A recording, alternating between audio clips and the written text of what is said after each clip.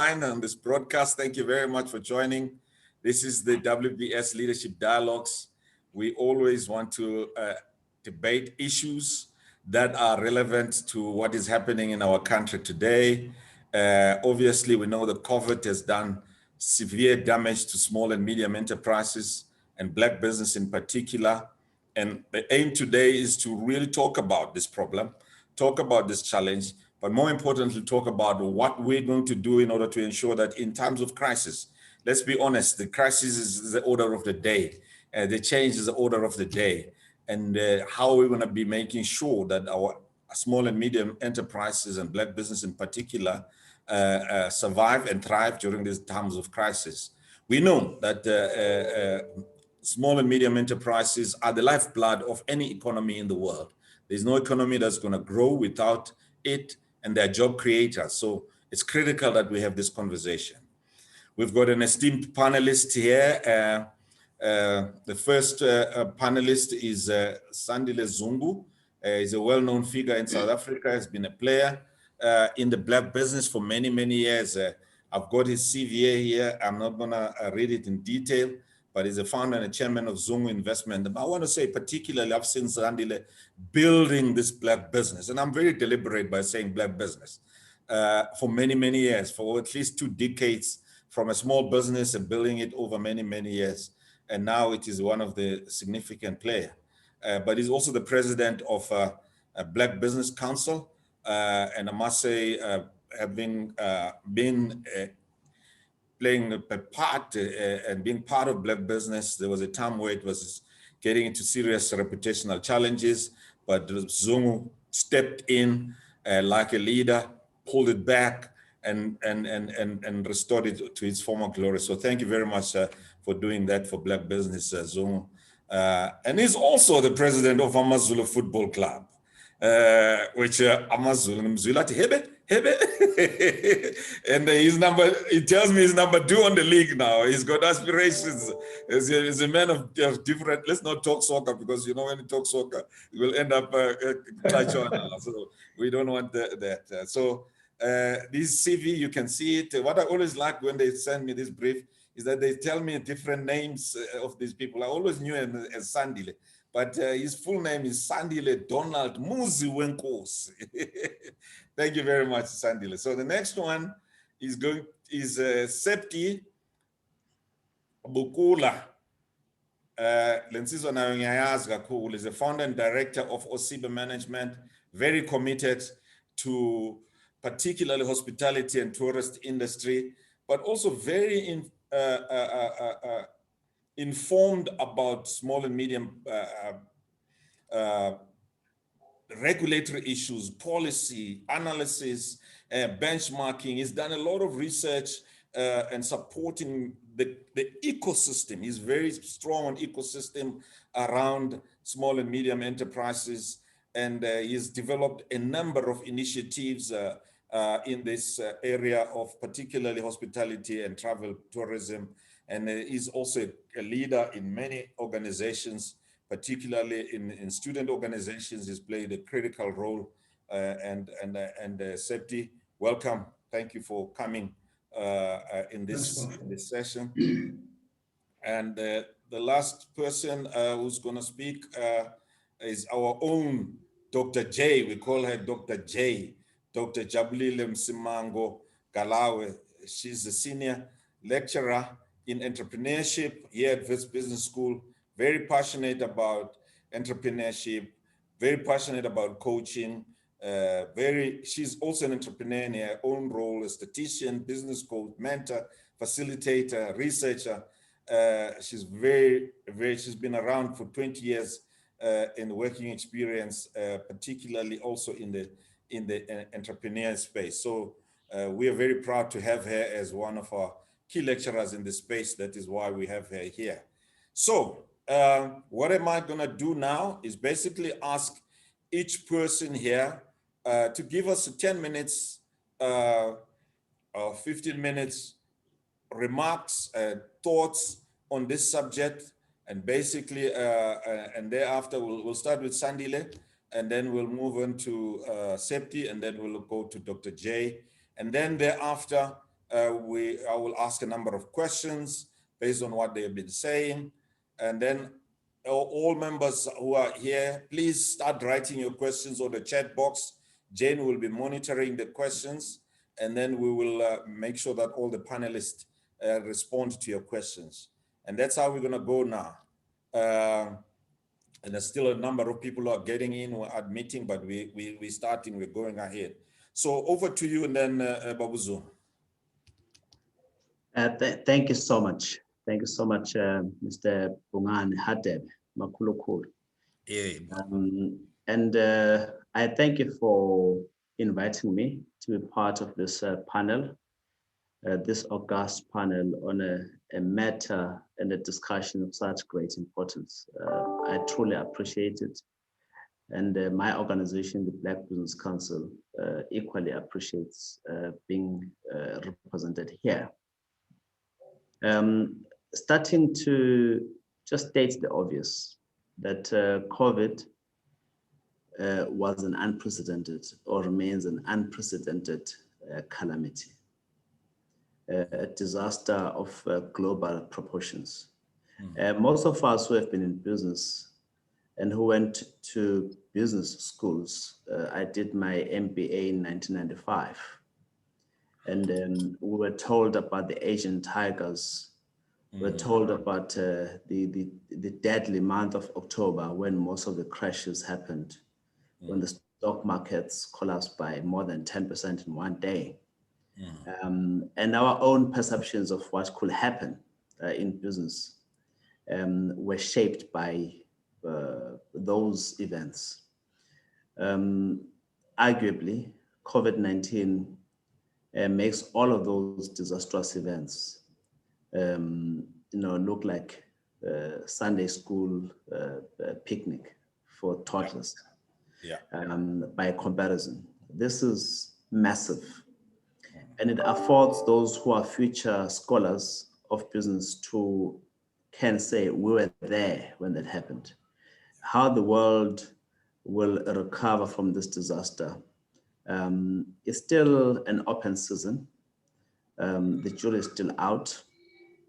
Don't worry about the stock markets, because they have a funny way of responding and recovering. You'll actually think that the real economy is back to its pre-COVID times, yet the underlying fundamentals talk to a disaster still unfolding. Now, coming back home, Black business in general has been deeply affected. SMMEs in general have been really battered. But now when I talk about Black SMMEs, the landscape is littered with corpses. Businesses that were running pre-lockdown, and with the improvement in lockdown regulations or restrictions up to level 1, they just have not been able to crawl back to immortality. So in a sweeping statement, we have not been spared as Black SMMEs of the disaster that has befallen everyone throughout the world. That is called comfort, that we're not alone. The problem is that our capacity as Black business to bounce back is not as elastic as other sectors of our society. And I will cover that very soon.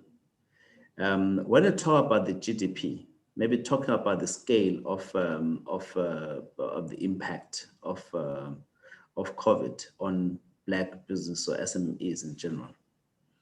When we talk about our GDP in South Africa having fallen by just south of by less than 10%, 8%, is quite a massive drop in GDP.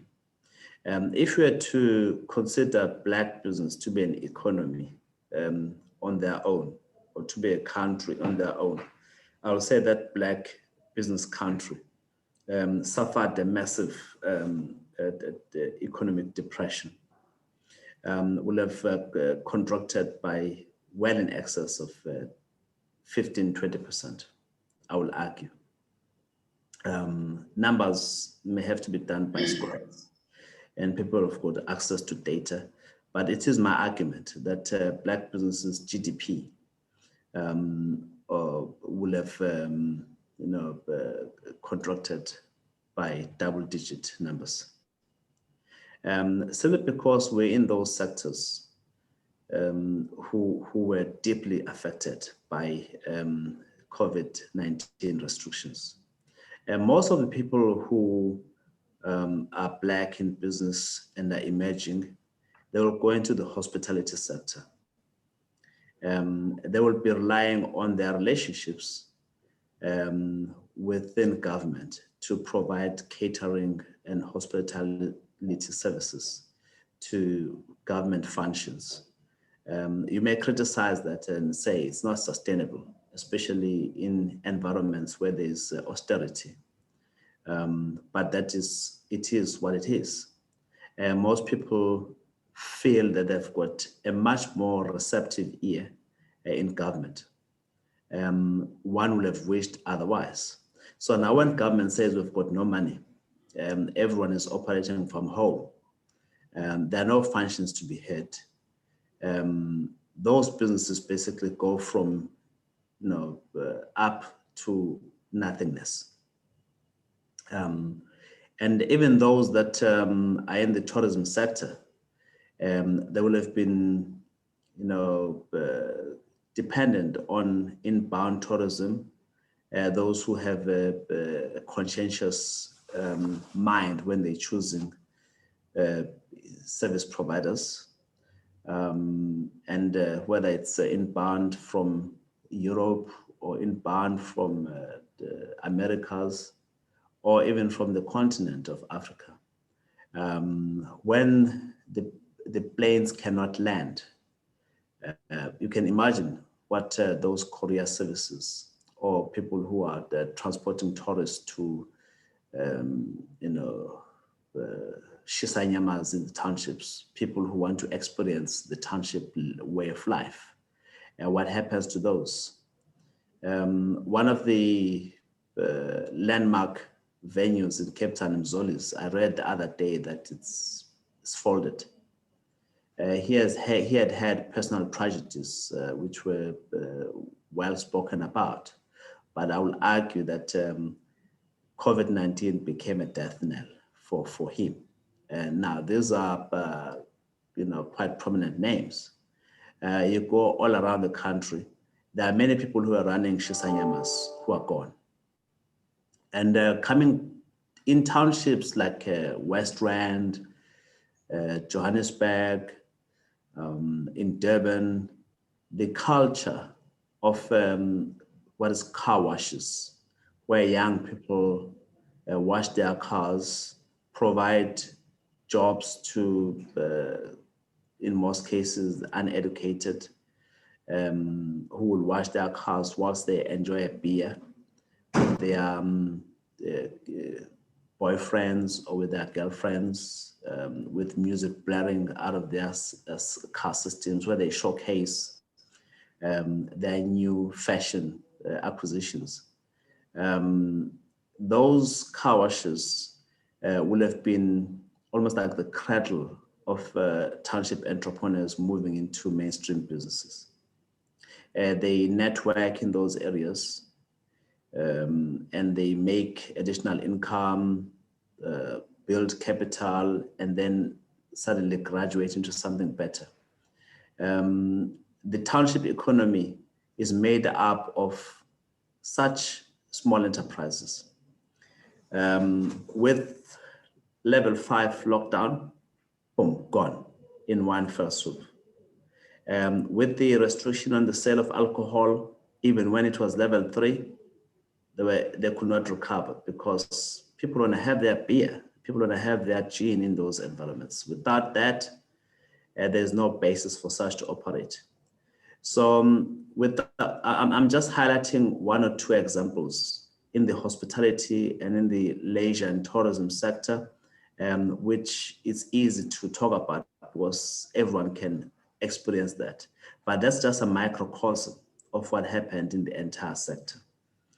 Even those that are involved in manufacturing, metalworks, who are welding burglar bars and burglar guards, who are doing, what is called sharp works in the township.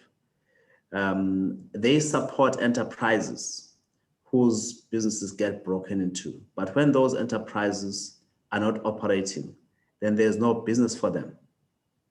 Because in most cases, those are not even incorporated into the supply chains of large corporations. Why? Because there's a view that maybe their workmanship is not up to standard, but for purposes of servicing township and enterprises or clients, they are sufficiently good. Of course, as they become exposed to supply chains of the likes of Toyota and the rest, then they get schooled in best practice and then graduate. Now, I was just highlighting that it's basically blood all over the place when it comes to Black SMEs. Another question that needs to be asked is, what is a Black SMME? Or what is an SMME in general? That question needs to be answered. If you talk about SMMEs in Italy, they will say a business makes about 150 million euros turnover per year. That's an SMME. For us, if you were to use that as a measure, 150 million rands equivalent, you talk about a big business in South Africa. So what is the cutoff point for SMMEs? I'm sure you've got an answer to that. I'm not a scholar on SMMEs. I may therefore pose it as a question. But my response immediately is to say, most of the businesses that are Black operate in the area which is SMMEs in South African context. And even those that operate outside of that are very much vulnerable to the factors that affect SMMEs. Even if they are called Black industrialists, they are lent capital by the IDCs of this world. When IDC has been severely battered by the drop in Sasol price and other entities that constitute most of their balance sheet, what does IDC do? It does not extend credit to Black industrialists. And they collapse like SMMEs because of that level of dependency. When big businesses do not integrate those SMMEs, Black SMMEs or even Black industrialists into their supply chains, they have a double problem of poor access to capital or access to credit, as well as no access to markets. Now, when a business has got no access to capital, it's got no access to markets, it's not a business. It's only a matter of time before it falls. So you'll find, I talk to a lot of members of the Black Business Council, and I talk to a lot of them who are aspiring to become big industrialists at some stage in future, who are in casualty wards for the simple reason that their number one lender, call it FDIs,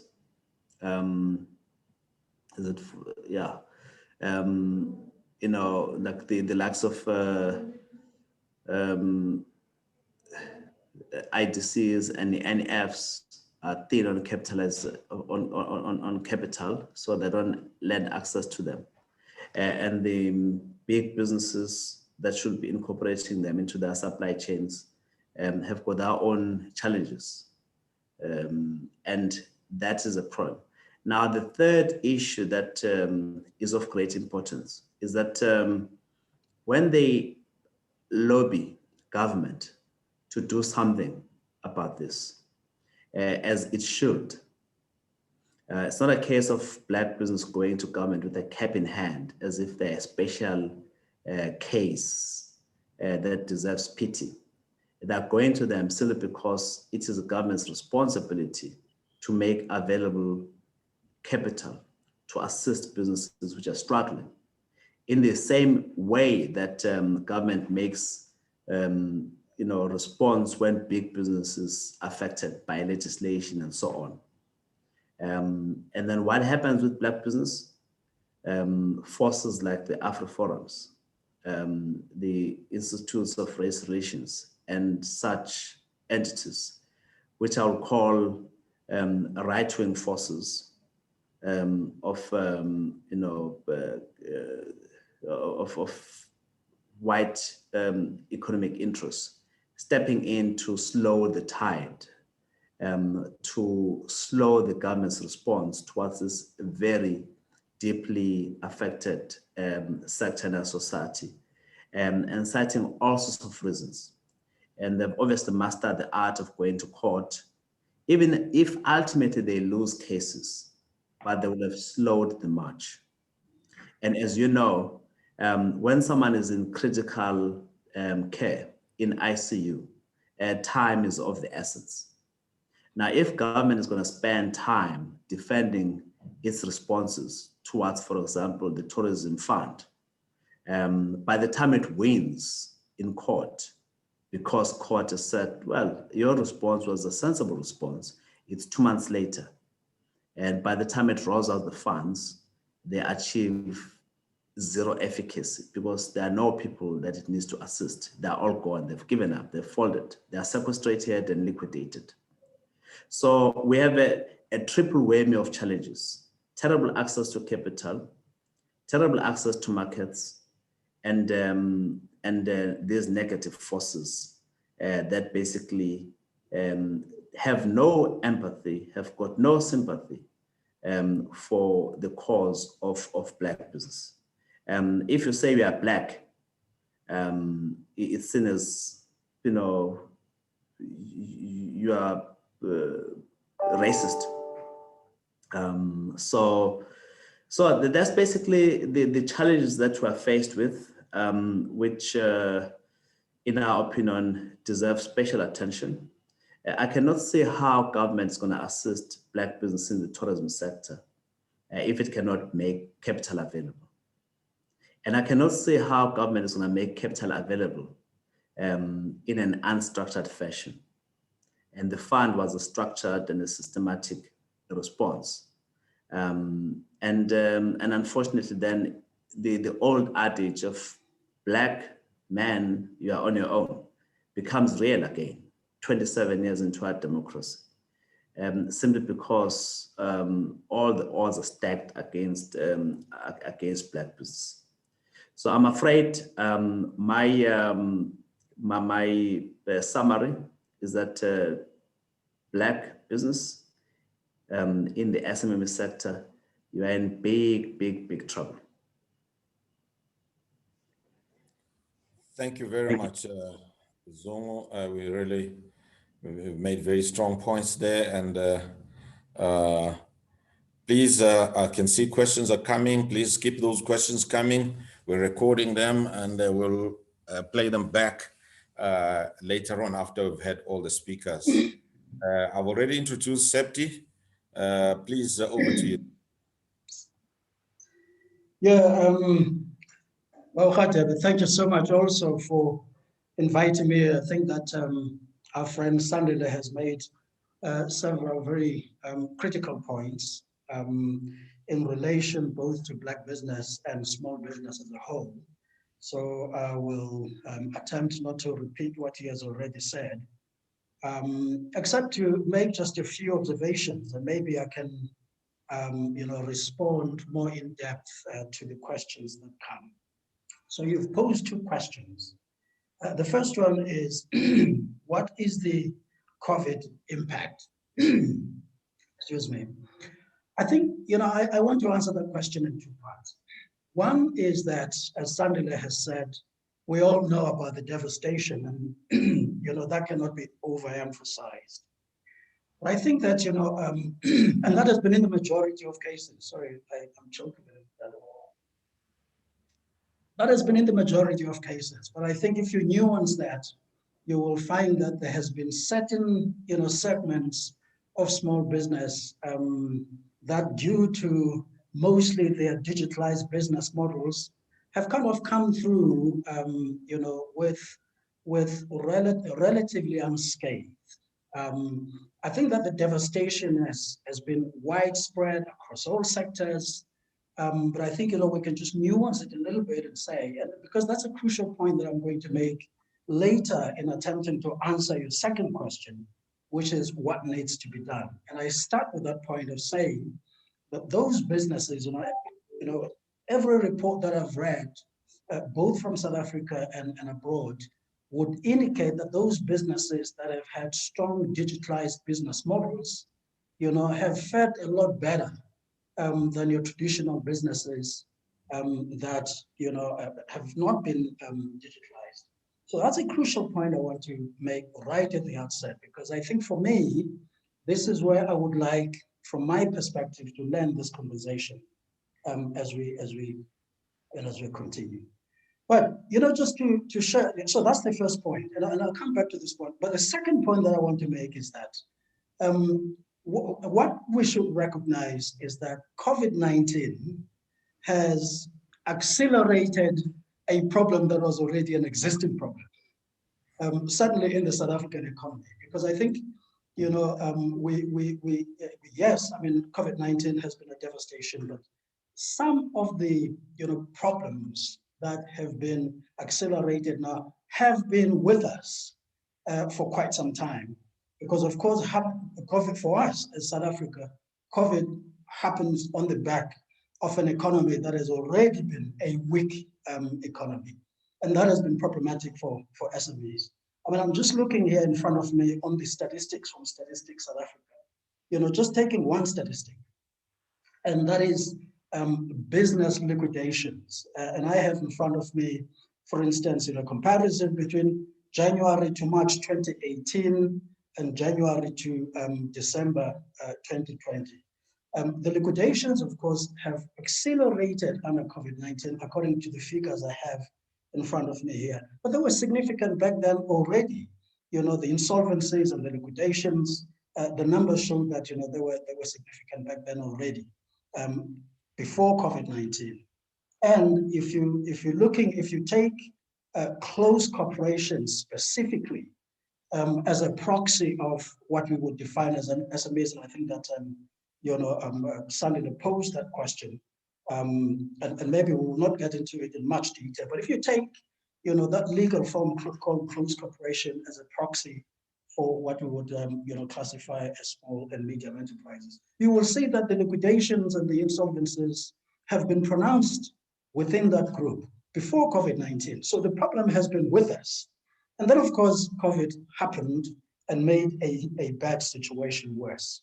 Here's a study that was done by Statistics South Africa in the early part of COVID-19. This study was done in May of 2020. And it showed then already that 84% of their respondents reported that their business turnover was below the normal range because of COVID. And then the numbers, just keep on. 20% indicated temporary closure at the start of COVID already in May of 2020, or they had paused trading activity. 52% were trading, but they were trading partially at the start of COVID-19. 26% were laying off staff in the short term. Now, here is a number that I want to come to, in just maybe summarizing the points that I want to make. 55%, this was in May 2020, right? We were what? 2.5 months into COVID, I can't remember, I think, into lockdown, sorry. I think we locked down around March. So this was May. 55% of businesses indicated that they can survive only between 1 and 3 months without any turnover. That's what we call runway, right? 1 and 3 months, between 1 and 3 months is the longest they could survive without bringing in any revenue.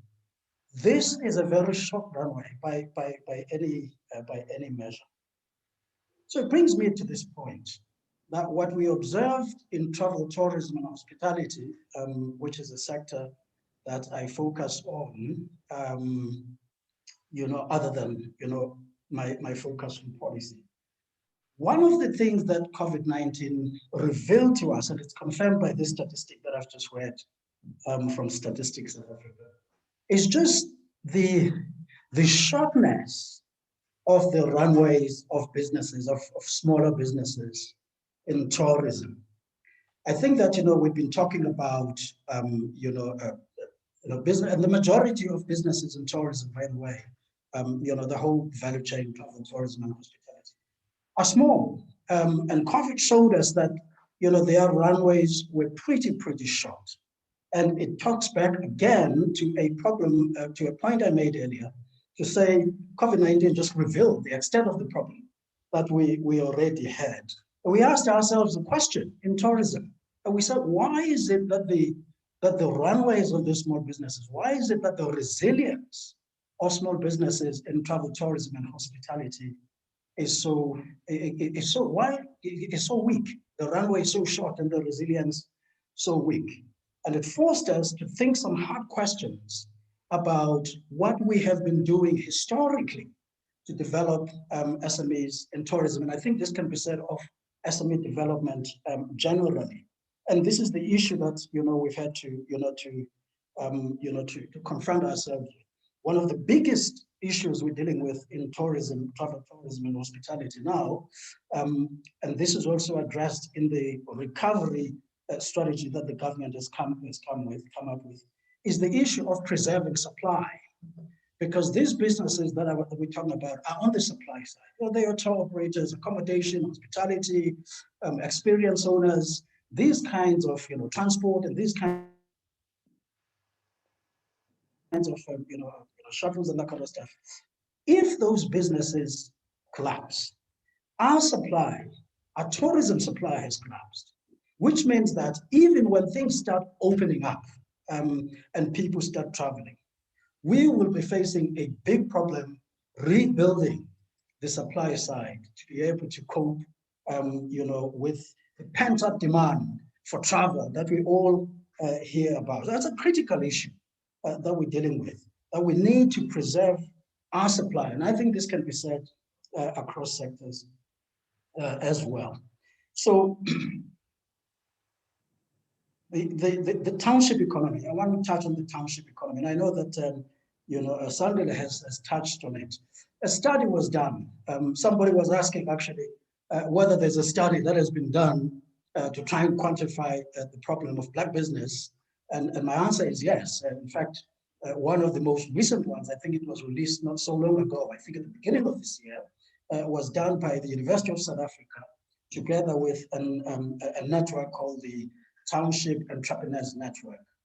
And they did a study focusing only on townships across the country. And what that study indicated was that a significant number of businesses said they were not certain that they would be able to continue to operate after COVID. Now, I think the study was done late last year, was released at the beginning of this year. We were all hoping that by now we would be beginning to move out of COVID-19, and the lockdown that accompanies it. But a significant number, I think it was something just shy of 40% in some cases, said they were not sure if they would continue. In fact, they said they definitely would not be able to continue. And a similar number were not sure, they said maybe, were not sure if they would be able to continue. So I echo what Sandile says, that the devastation on Black business, and certainly in the township economy, has been quite significant. Now, this is against the backdrop of, again, historical challenges that we faced, that support for small businesses in South Africa is very skewed. It's skewed in favor of urban centers, large centers, and very scanty in predominantly Black areas like townships, rural areas, and that kind of stuff. And that same study that I have cited, asked as an example, one question to say, government has come up with all these, relief schemes. Have you been able to access those relief schemes? And, a very large number said no. In fact, even larger numbers said, we don't even know how to access those schemes. And I'm speaking specifically about the COVID relief schemes. I'm not talking generically or generally about the support infrastructure for small business. So there have been these legacy challenges that we faced of lack of access to support services. Something has spoken about finance. There's a whole range of them that we've always historically had problems in terms of access to because of our urban-centric support ecosystem. And so you can imagine if those people already facing these historical challenges have had to contend with this added devastation of COVID-19. So this is historical, what I've said. So I want to emphasize the point that yes, COVID, bad news, but I think COVID has also, helped highlight the problems that we've been, those of us who are involved in this field have been talking about for a number of time, for a long time. I'll say one thing about what needs to be done going forward, and then I'm going to stop there, and maybe I can respond to the question later. We in the tourism independent operator SME sector, I head up a network called CZA Tourism Growth Network. It's predominantly SME based. We talk about what we call the COVID dividend. And this is not to, soothe our pain about the impact of COVID. We absolutely acknowledge the impact of COVID. It's very devastating to our businesses, decimated people's runways. But we say that COVID really gives us an opportunity, not just as a sector, but as a country, gives us an opportunity to step back and take a really hard look at how we approach small business development in the country. And the issues are not new. We've been talking about the issues for a long, long time. But there's been more talk than action. And when I talk about that, a lot of people immediately think government. No, I'm not just talking government. I'm talking about the whole support system, corporates. Their enterprise and supply development programs. What difference are they making to enterprises in townships, enterprises in rural areas, enterprises in different sectors?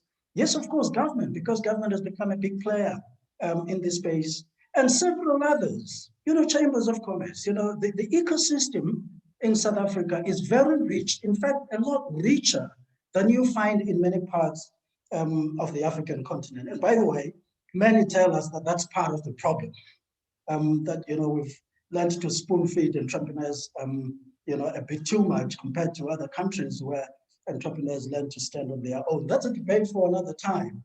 But I'm saying that, we need to step back and take a really long and hard look at how we, have traditionally and especially going forward, support entrepreneurs and SMEs. So that's what we conceptualize as the COVID dividend. We feel that COVID is really forcing us to have those conversations. One of the things that we need to do, we do a lot of things in terms of supporting small business here. But one of the areas that we really have been lacking is this whole thing of driving massive digitalization of small businesses. Every study that I have seen, Vodacom, World Economic Forum, OECD, Visa, you name them, studies have been done. And the message is consistent that if we think we're going to bounce back with traditional business models, well, we're kidding ourselves. So we need to be looking very hard at how we're driving SMEs to be more digitalized, to enter that space. And we have a program in our network that we're doing with Tourism KwaZulu-Natal, which focuses on driving the digital transformation of tourism SMEs. And I think that a program like that, or a thing like that, whatever it is called, needs to be done right across the SME segment in the country. Those are some of the answers I'll give to your next question, Bulana, what needs to be done going forward. Let me pause there for now, and then maybe I can respond to specific questions. Thank you very much, Septi. Much appreciated for your contribution.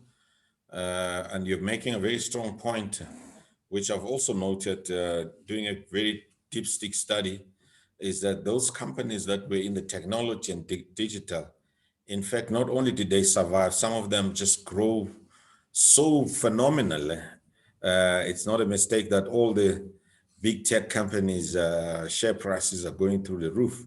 So there's something there that we need to think about in terms of digitalizing and using technology for our companies. Yeah, good point there. So let's move on to Dr. J. Thank you, Prof. Good evening to everybody. So I'm wearing different hats here. So as Prof said earlier, I'm a lecturer at the business school, at Wits Business School. So I teach entrepreneurship, but at the same time, what I try to do is to practice it. So I've got my own business as an entrepreneur. So I've got experience, I've experienced the impact of COVID-19 as an entrepreneur. I've read about it, I've researched about it. So I'm going to talk more from different angles. And one of the things that I do in my business is to mentor also young entrepreneurs. So I just want to share a few things from the different perspectives. I want to start first with the issue of research reports that has been done in terms of quantifying the impact of COVID-19. As Septi was saying earlier, that there's a couple that are out there, and if you read more, you start seeing the same kind of theme coming across throughout. Whether it's a national report, is worldwide or whatever, but you start seeing certain things that are coming out, and one of them is the issue of digitalizing our businesses. And one of the things I was involved last year with research with FinFind in one of the studies that they did. I was the key researcher there in terms of the impact of COVID-19. And at the time, so it was late last year, we looked at the impact during level 5, level 4, and level 3. And as the levels continued, some of the businesses were able to come back, but some of them died during level 5, and they couldn't come back. And when we interrogated the qualitative part of the responses that we got from participants, those that managed to come back, some of them managed to come back because they had some reserves. So they could survive 2 months and use their reserves to keep themselves going.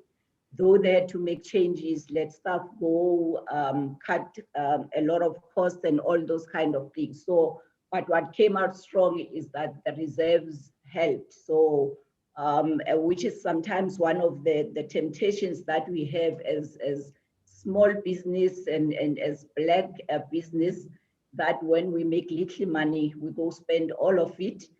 Sometimes we've got no choice because that's all we have to live on.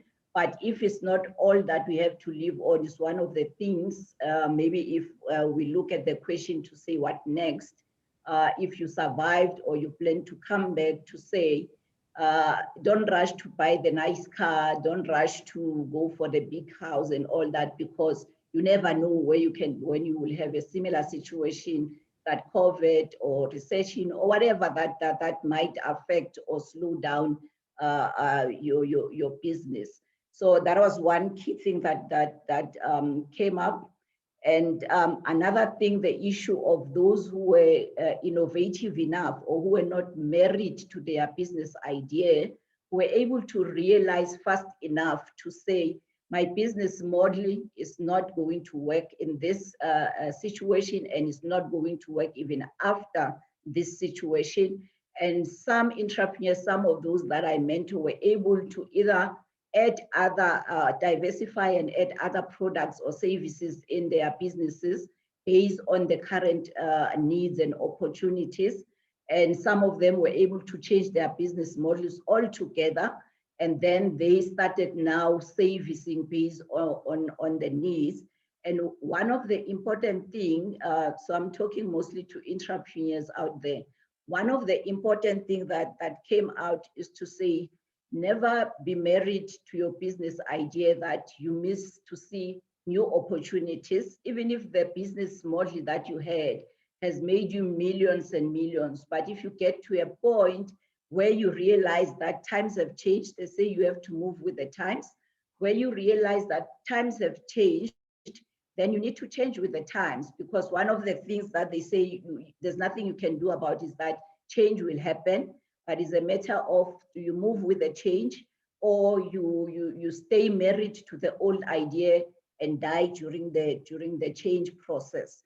So those are just some of the things that I wanted to highlight that I got either from some of the entrepreneurs that I mentor, or some of the things that came up from the study that we did. If you want, you can check it from finfind.co.za. It's online. You can download the study then and read up. And the funny thing is that the sample was about 1,000. And as much as about 42% of the businesses, they closed during level 4 and level 5. And that's how bad it was. And when you started reading the stories from the qualitative part, there were a lot of stories that you could pick up also, that there's a link with what has been happening before. As I think Septi mentioned, that some of these failures or businesses dying is not because just of COVID, but COVID just accelerated it, because we've been talking about issues of access to market. We've been talking about issues of access to finance. We've been talking about issues of skills, management skills, and all those things. And when COVID came, it tested how much of those things as entrepreneurs we had. And if you were really working at the average and holding on a very, very thin thread, and then COVID just accelerated, if you still had 2 years to go, it just speed it up to 1 year or to 6 months and those kind of things. So these are issues that continue to be there.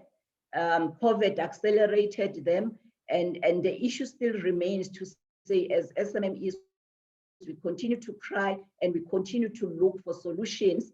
As Septi was saying, that requires everybody. It's not only a government issue to make sure that the SMME sector is sustained under normal circumstances and even under circumstances like this. There was a thing that was going on, I think it was last year, about big companies, big corporates that came together and agree now they're going to start paying SMMEs within 30 days and those kind of things. And I wrote an opinion piece and I asked, what have these corporates been doing before COVID, which 30 days is a normal thing? If now during COVID, when they're supposed to come up with something better, they say we are committing to 30 days. And those are the kind of things that as SMMEs affect us. And when there's a disaster or there's pandemics and all that, and then just everything then gets accelerated. And the thing is, sometimes in our country, we've got a history in terms of apartheid and all that, which tends to come to our businesses as well as Black businesses, which when other businesses maybe that are not Black, don't have the same background that we have, can afford to have reserves. You find that the Black businesses don't have those reserves, and then our failure process gets speed up and our businesses die quicker. And if we had, I am maybe to get to the question of what next, because I think we all know how devastating the situation has been, how many businesses have died, the challenges that we've been having, and we all want to know what next, what can we do? And one of the things that really sits very strongly in my heart is that if as a country we can adopt a mindset that says small businesses are all of us as responsibility to support, to make sure that they survive, because if they survive, they work, they contribute to our country, and we are all better off, so that we don't do it just for the tick boxes. Because most of the time also what you will find with entrepreneurs, that what they will say is that because of the tick box kind of mentality, just wanting to comply, even the kind of support or training that they get, you find that it's not ideal for their situation or what they are looking for, because those who get involved in ED just want to show to government that we have complied. But in terms of the sustainability, the impact of the training afterwards, it does not become really much of their problem, because they've shown to government that we have complied, we have supported small businesses, we have supported Black businesses. So for me, really the big issue is, let's make SMMEs, all of us, our issue. Let's all support. I know us also as SMMEs, let's make sure that we take our businesses serious, and we deliver, we do what we need to do, so that when other people advocate for us to say, let's support small businesses, people don't come to say, but these people don't deliver. You have to call these people 1,000,000 times before they can deliver. So let's up our game, and then at the same time advocating to say, let everybody, even if we are not in the entrepreneurship space or in the SMME space, make it your responsibility to make sure that we make this sector, all of us, to work. I think I'll stop there, Prof. Thank you very much, Dr.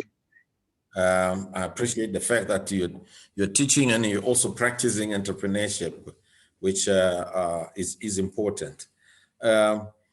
You know, having been in this game also myself for many years, there's three things that affect the small: is access to capital, access to markets, and sometimes access to expertise, which in this case is probably technology and digital. So I will start with, and there's three levels that I would like to look at it. What should be the role of government in this crisis? We've seen the US government coming very aggressively in dealing with this problem. And then what should be the role of big business? And what should be the role of entrepreneurs themselves, small and medium enterprise? Maybe that's a broad question that I would start with Sandile. What's the role of business, of government? You've mentioned government. And what are the practical things that the government should do so that we can come up with practical stuff? And then what should be the role of big business, which are also, by the way, also very affected, but in also to support the small and medium, practical things that we can say. And then what should be the role of SMMEs, practical things that we can say. I'm opening up, this is an open question. Start there, Babuzu. Well, thank you. And once again, I benefited and gained a lot from the insights of my fellow panelists. Thank you and congratulations on your delivery. Regarding the role of government, it's very important to nuance it. In a society that we're in, you know, very few self-respecting people want to be seen to be, you know, benefiting from the largesse of government intervention. However, given the scale of the problem and the scope of the morass, as it were, caused by COVID-19, one cannot but plead for government intervention. And that plea is not only extended by SMMEs, but even big business. Some have been knocking on the government's door every time, lift up the restrictions, allow the sale of alcohol and cigarettes, allow for trading to be opened up beyond certain curfew hours. just to cite a couple of examples. So it is not therefore to be seen as taboo and unorthodox for SMMEs to also ask for government to intervene on their behalf. And like I said, the biggest bugbear of small businesses is poor access to capital. Black business in particular cannot talk of a rich uncle who will advance capital for purposes of working capital. They don't have that luxury of relatives with strong balance sheets. So government becomes a go-to entity to assist. And they must be allowed to look at government as a saving grace, as it were. And so the tourism fund that the Minister for Tourism created, various interventions under the direction of the Minister for Small Business Development, are some of the peculiar measures that are aimed at assisting small businesses, in particular Black business. And haste becomes very important. Timing becomes a matter of essence. So if you're going to respond too late, and unfortunately, the relief is not relief.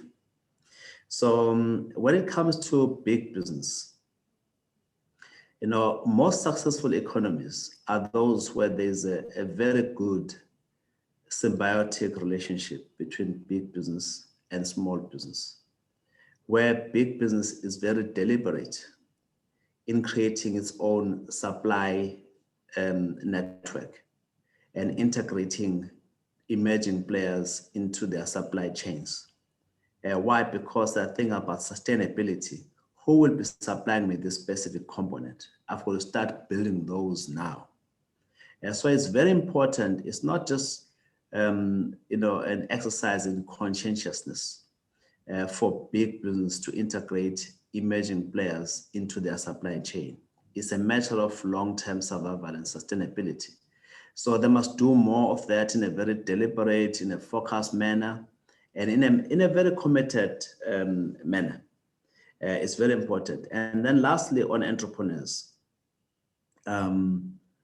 Entrepreneurs are business people, and they've taken a deliberate decision to be employers and creators of employment opportunities and to contribute towards growth in the economy whilst they're enjoying themselves, whilst they're creating wealth for themselves. That responsibility is theirs primarily. Entrepreneurs who are not real entrepreneurs are those that think that government must intervene on their behalf no matter what. And their responsibility is just to bleed Blackness. That's not the kind of entrepreneurship model that, for example, we at the Black Business Council advocate. We advocate the kind of model where we say, entrepreneurs, you are business people. You have a role to play in the economy and take that responsibility seriously. You have a need to upscale yourself. You have a need to find innovative ways to improve on the quality of your offering, whether it's a product or it's a service. And it is your responsibility to diversify your client base away from government to the private sector and to take all sorts of measures to mitigate. In as much as it is your responsibility to remind government that you cannot be on your own when you have a democratic government, we should be understanding where we come from vis-a-vis apartheid and colonialism. So my view is all of these entities that you've cited, Mr. Hadebe, government, big business, and entrepreneurs have a huge role to play towards pulling SMEs away from a desperate situation that they find themselves, in particular, Black SMMEs. Thank you very much, Babuzungu. Can I just, Septi, there's this, one of the questions here is that there were relief funds. There was a lot of money that government put through the banks and through a number of agencies, but the stringent conditions and requirements, most of the small business people could not even access those funds. What is your take on that point? Well, I think the issue cuts both ways, but and I'm grateful for that question. I mean, I think it's crazy in an emergency to put some of the conditionalities that were put in terms of accessing those relief funds. It was an emergency, and some of them were just totally bonkers. I mean, to use a nice word.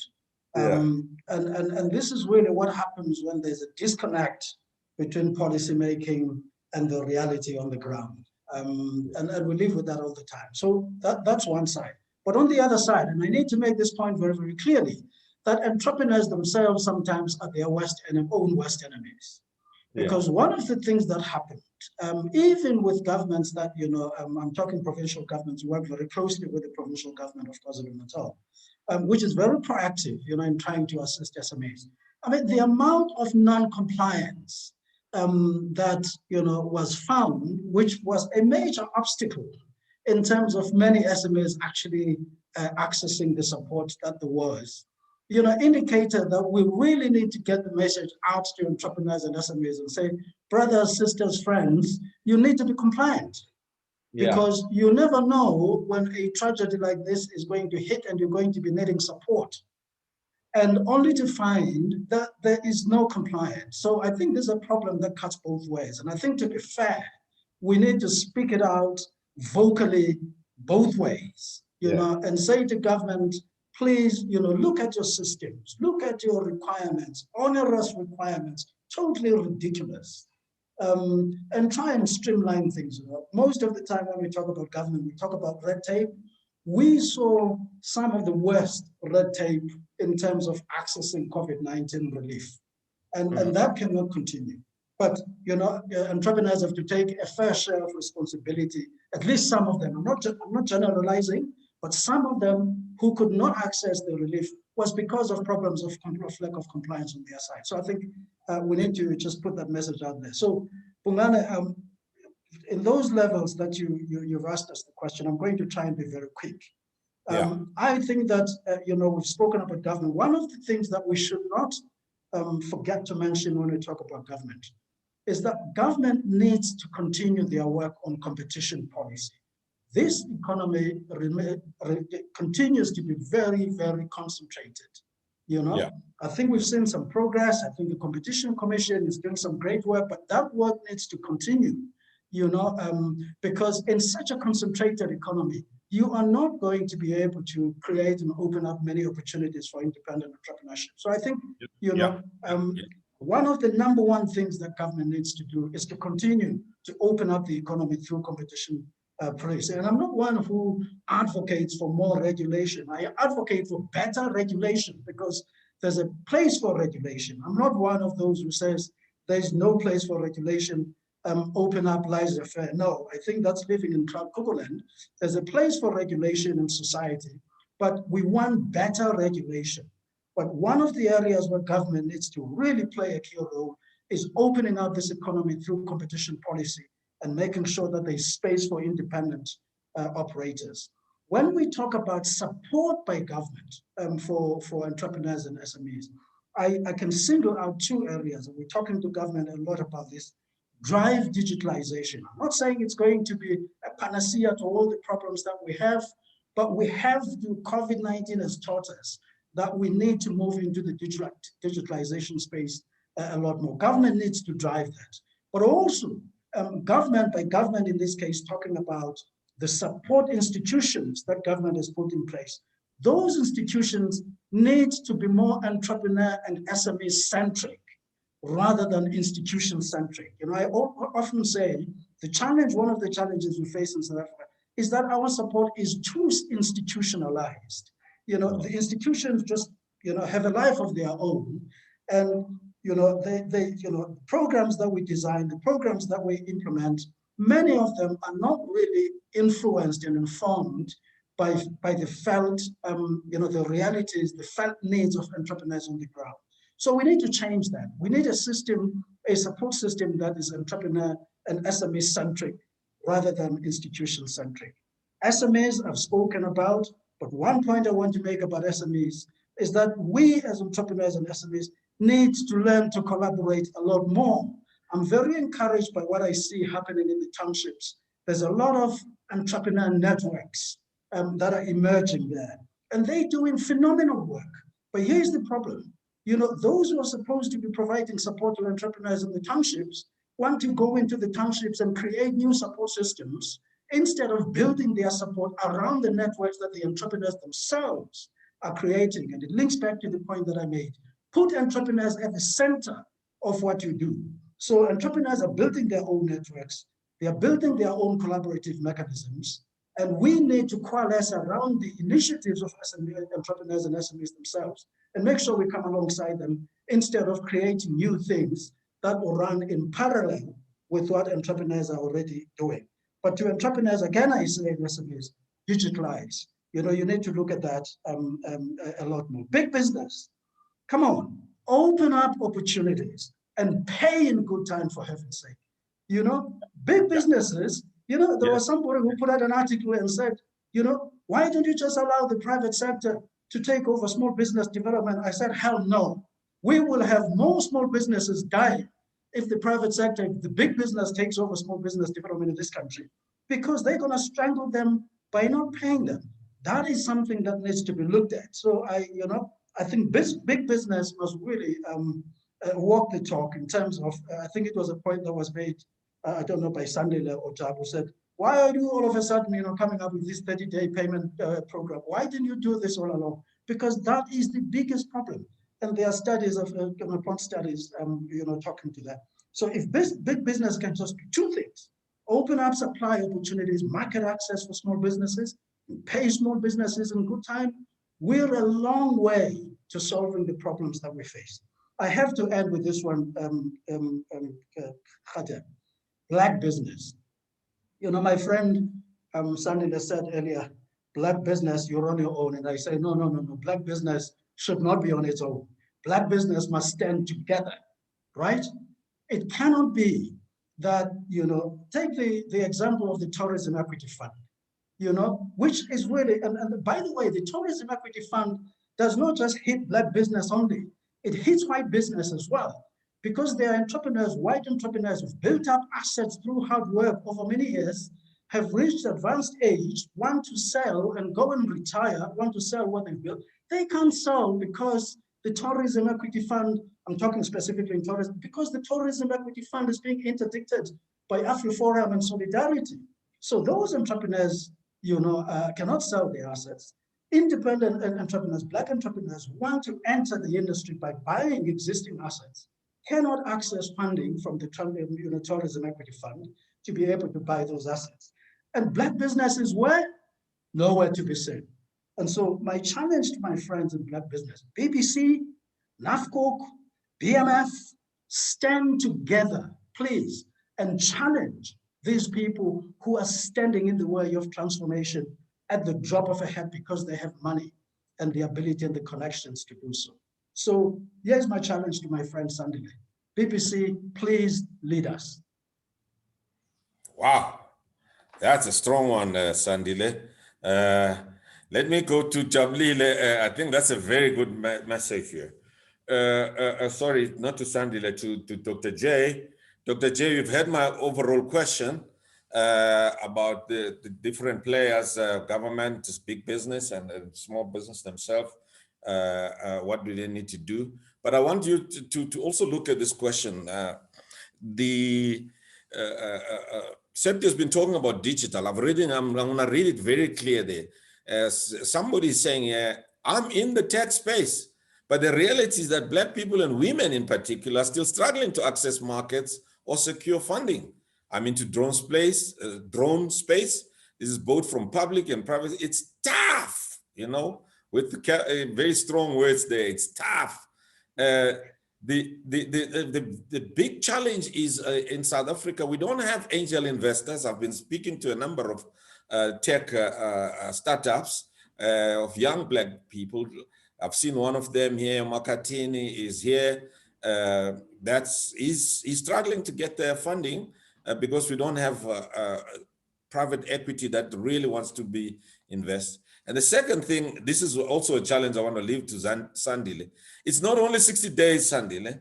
I've heard some of the small players, because of big companies, I'm not going to mention their names, they are having their debt collectors now sitting somewhere in India. They just tell you it's 60 days or it's 90 days, take it or leave it. Now, how on earth can a small business live on 90 days? Maybe that's something that BBC needs to take and challenge, particularly name and shame these big companies. Those who are experiencing that, yes, Sandile, please drop him an email and give your story. But there you are, Dr. J. You're muted, Dr. J, you're muted. Sorry. Thanks, Prof. So yeah, I think that the questions or the issues that the attendants are raising here on the chat in terms of access is the biggest issue, and we've been singing this song for a very long time with a hope that it gets to the right ears, because access to market, like one of the attendants here is talking about the tech and the drone industry for Black women, that they are struggling. Unfortunately, it's one of those things that even except just being in the drone industry that we deal with generally as Black. So we've got multiple things that we really kind of like deal with. First, you deal with the issue of being Black, and then you deal with the issue of being a woman, and then you deal with the issue of being in the industry that is dominated by males. And unfortunately, as you were saying earlier, that we don't have angel investors, and generally we don't have appetite from our public and private sector to fund startups. Everybody will ask you for a balance sheet, will ask you for your cash flow, will ask you all sorts of things. And that does not help us to get more, because the failure rate generally of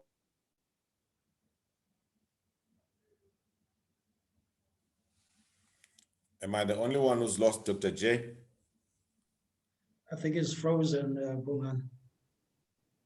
I think she lost him. Justin? I am here, Prof. Is there anything you can do to help? Unfortunately, she has lost internet connection. Okay. All right. But is she still online, or she's just, there's nothing we can do? Okay. Sandy, maybe let's go back to you. There's this big challenge that SEPTI has put on the table, that organizations like AfriForum are well organized.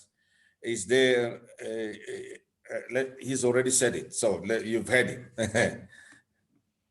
Well, I think the response is very simple. First of all, thank you to SEPTI for the confidence in the capacity of the Black Business Council to respond. There is no question about it that the interventions of organizations like the AfriForum Solidarity will have had the desired effect of slowing down the rollout of relief to Black business. Why? Because they're Black business, and there's no other way to explain it. Because if you felt maligned, because you felt that the focus on, meeting the criteria of broad-based Black economic empowerment was restricting the relief that white people in the tourism sector also needed.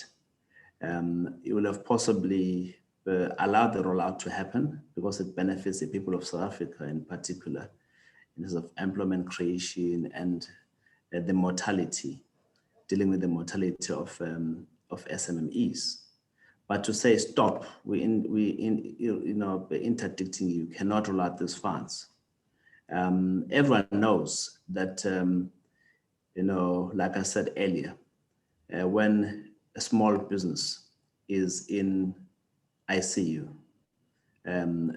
relief in terms of timing is of the essence. If you delay that by 2 months, it's too late. And so the desired effect, or by default, will be that government will, at some stage in the future, be accused of having not intervened on the side of SMMEs. We are grieving about that. Of course, the challenge was not directed at us, it was directed at government, whether it's the Minister for Tourism or Minister for Small Business Development or the President or whoever else.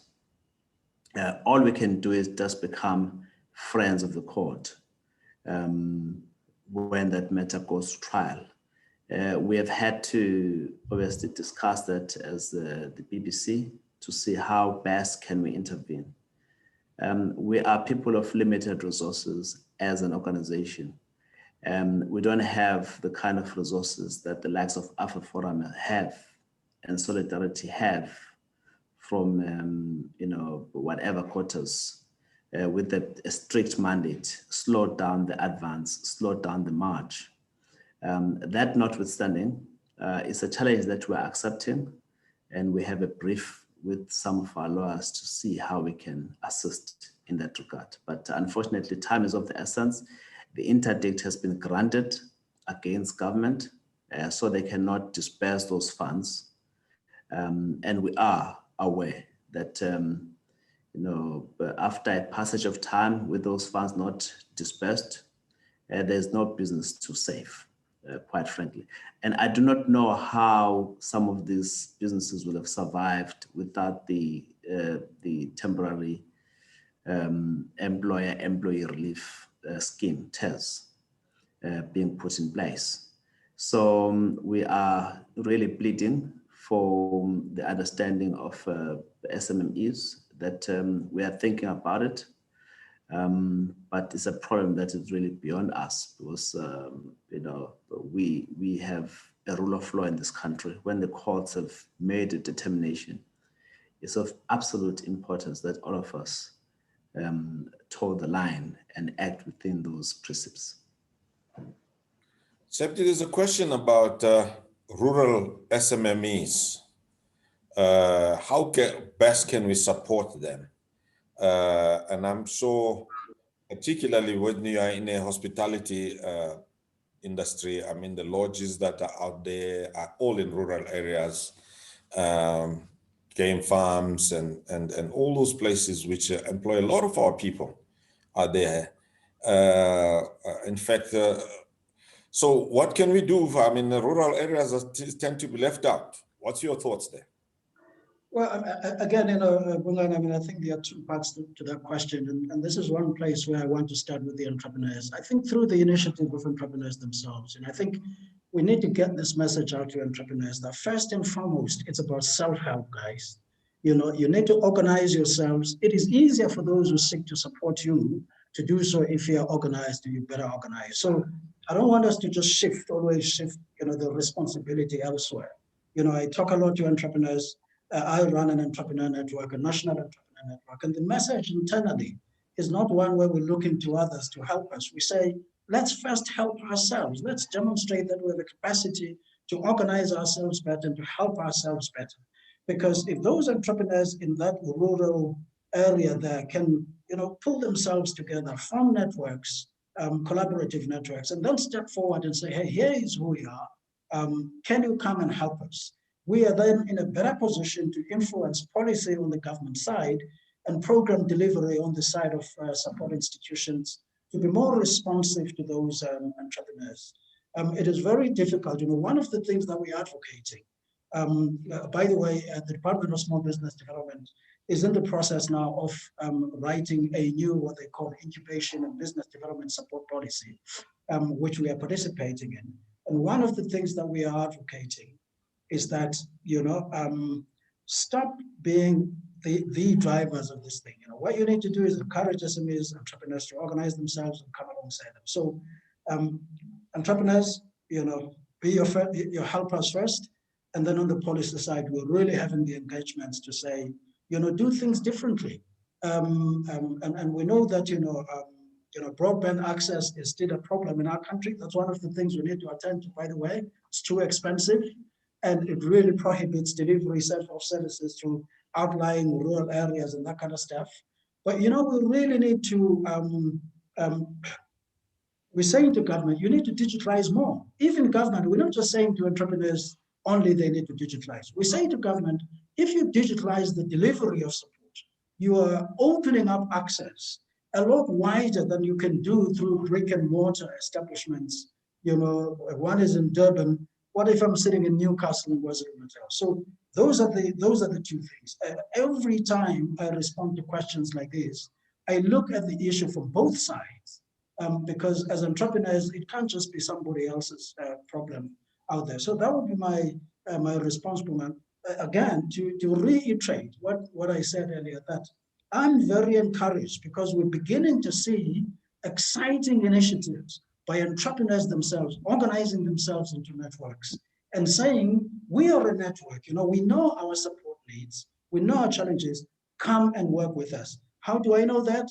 Because at the services sector where I'm involved, we've been running programs of entrepreneur networks, and the stuff that we're learning from those networks is absolutely phenomenal. And we're calling on government and we're saying, come and learn from entrepreneurs because they are the ones who know their needs best.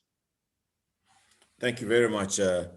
Sandile, there's a question about mining, young emerging Black mining industrialists, entrepreneurs wanting to break into the mining. Some of them want to get into renewable energy and battery industry and all that, but the whole mining area, it's a very tough one, and you've entered into it.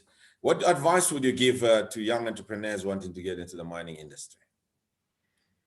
Well, no sector must be inaccessible to real entrepreneurs.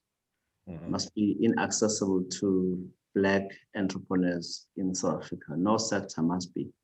However, it must be known that rosy as mining may seem, it's got serious challenges of its own. Yeah. Some of which is the scale of capital requirement, the issue of regulation. You have to, capital becomes lazy at times simply because you have to make provision for the closure of the mine at some stage. Maybe like in banking, they will tell you that you've got to make so much provision. If you're taking so much deposits, you must make so much provision. And some will say, well, but that's a very lazy deployment of capital. And if we turn around loans to really make money, otherwise you will not make money. Mining has got its own peculiarities that any aspirant entrepreneur needs to be aware of it. Because if you go in blindly, yes, you will have an exploration right. Yes, you may have a mining right, but you may not have access to capital to actually develop a mine. You may not even be having the know-how to really do it in a profitable manner. If you think you are equal to the task, absolutely, why not? Because this country is endowed with the resources beneath the soil, where there's a demand for such resources globally. Even in the environment of fourth industrial revolution, some of those minerals become very critical in fueling the growth of the new economy, as it were. So there's still going to be a huge demand for our minerals.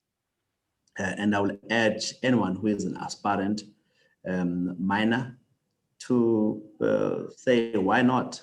but do your homework, because if you don't, just like in any sector, you'll burn your pockets, and more so in sectors where big capital is required, you can actually pretty much destroy yourself.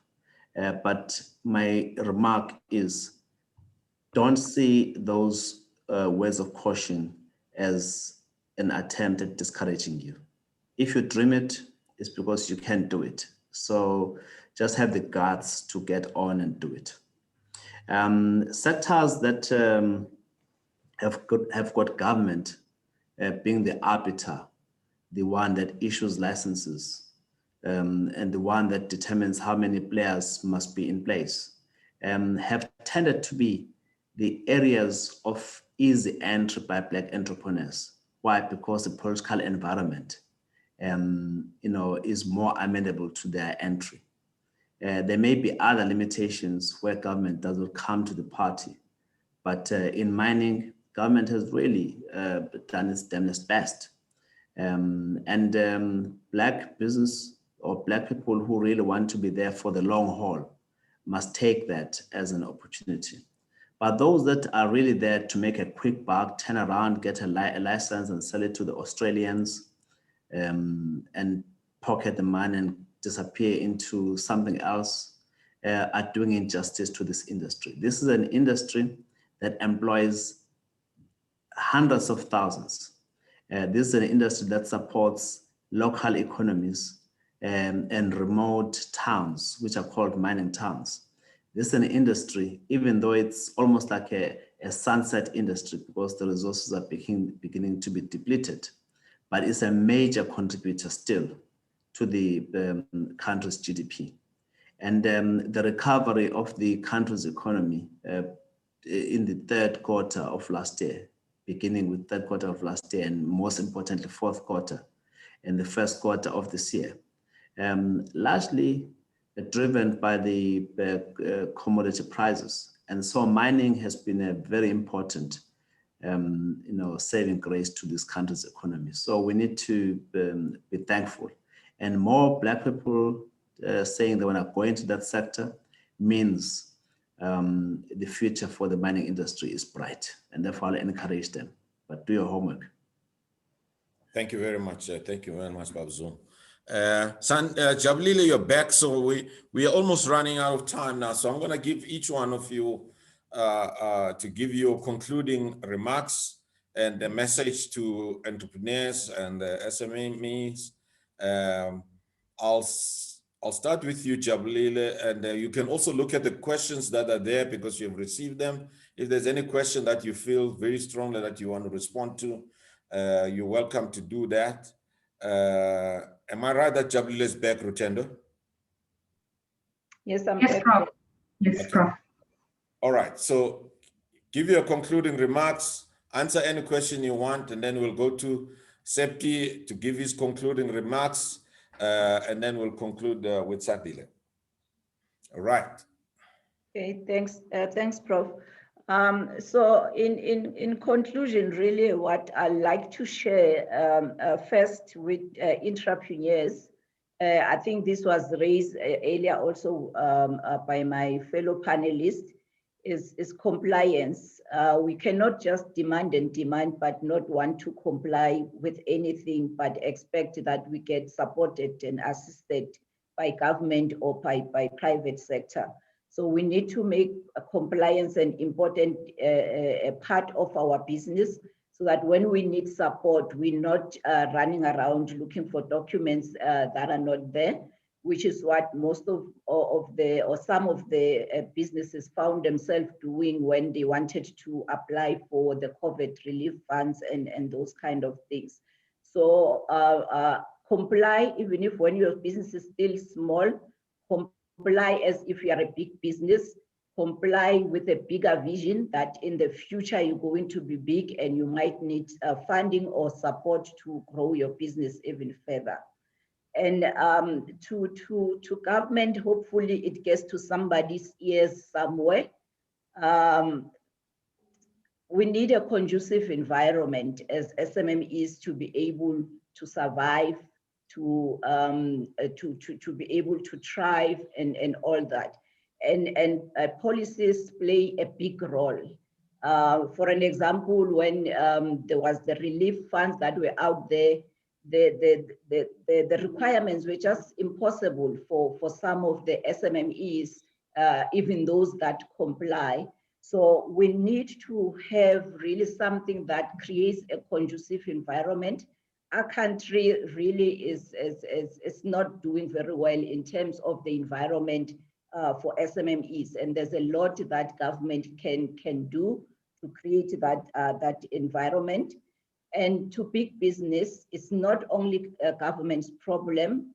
You can play a role as well, not just for compliance sake, but also to help the sector grow, so that if it grows as well, then we get a country that works, and then we get an economy that works, and we can all benefit. So let's not just do it for compliance, but let's have appetite to take risk, support those SMMEs that need support, and make sure that we open up our supply chains, as I think Septi or Sandile said earlier, so that, because access to market is a big problem. And sometimes we don't need the funding that we think we need. We just need the client who will give us the funds by buying our products. So that's really what is my closing remark, that we need the government, we need the entrepreneurs, and we need the big business and everybody to play a role. And somebody asked in the chat as to how can government help entrepreneurs to digitalize in the rural areas. And one of those things like pricing of data, getting the infrastructure and those kind of things, those are things that government can really play a role, make it easier for the rural areas also to get into the level that becomes easier for SMMEs to get digital in those areas as well. Thank you. Thank you very much, Dr. J. Thank you. Septi. So, Fernando, thank you. I'm privileged because in my daily work, I occupy the space between entrepreneurs on the one hand and policymakers in the main on the other hand, but other players in the support ecosystem as well. And my closing one line is to both those sides. We are not going to get ahead by doing exactly what we've always done. We must just forget about that. Otherwise, what we're going to find is that we're running harder only to stand still. So it's all got to change, both sides, it's all got to change. Thanks, Pungan. Thanks for inviting me. Thank you very much. Thank you very much. Babzo. Once again, thank you so much for inviting me. I found the discussion very helpful. My concluding thoughts, are in the form of a reminder to entrepreneurs that business has got a huge role to play in making a reality a better life for all South Africans. We need to occupy our space as a private sector interest, whether small or big, and the extent to which we rely on government, it must be because government needs to create a conducive environment for business to do what it ought to do right. An environment that is conducive for Black business in particular includes access to affordable capital. It includes regulations that make it easy for entrepreneurs to do what they ought to do best. And ours as entrepreneurs is to remind ourselves that business environment was never going to be easy. Otherwise, everyone will be a business person. There's a huge reward for being single-minded, for staying the course, and for being patient, because real sustainable business is a long game.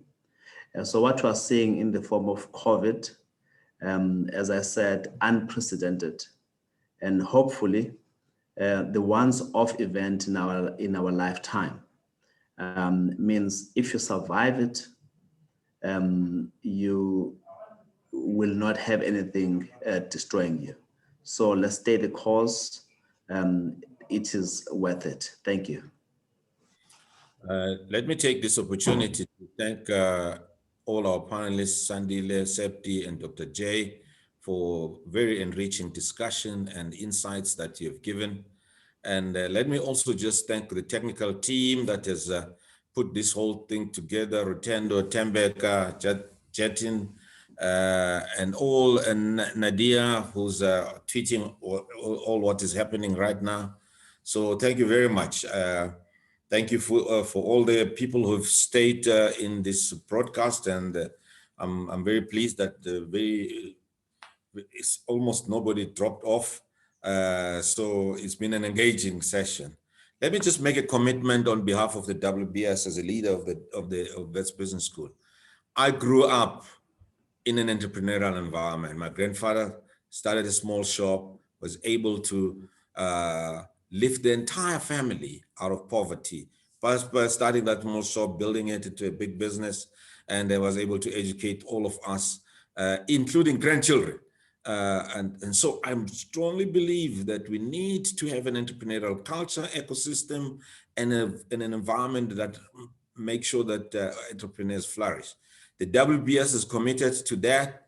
And if there's any one of us, you willing to work with me to really create this ecosystem, create a supportive environment, and making sure that we get the small and medium enterprises, both black and white, to play their critical role in driving this economy.